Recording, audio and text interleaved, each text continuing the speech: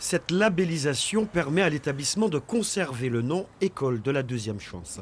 Mais ce n'est pas le seul avantage. Les financements de la structure seront aussi sécurisés. Son budget en 2019 est de 500 000 €. Nous avions jusqu'alors un accompagnement, un appui financier pour la mise en place du dispositif. Donc aujourd'hui, le dispositif est bien mis en place avec tout le process labellisation, ce qui nous permet maintenant de sécuriser, c'est-à-dire que les financeurs ont cette garantie que tout ce que nous mettons en place, tout ce que nous proposons en tout cas pour les stagiaires, donc pour cette jeunesse guyanaise, correspond bien en tout cas à un process bien cadré. C'est en mars 2017 que débute le processus de labellisation. Il arrive à son terme au mois d'août avec l'audit réalisé par un organisme de certification. Le rapport est transmis ensuite à la Commission nationale des écoles de la deuxième chance qui rend un avis favorable.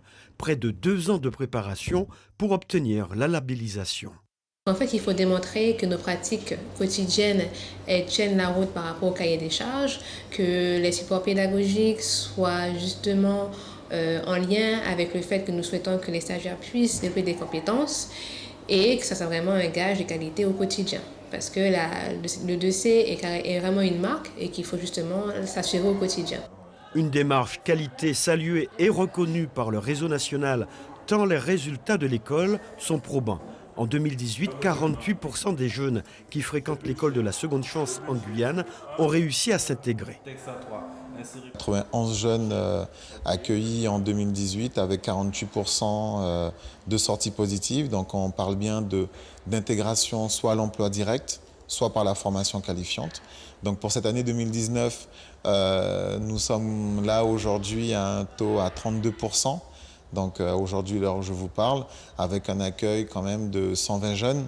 Donc du coup, on verra bien à la fin de l'année si on a pu dépasser en tout cas notre taux de 48%.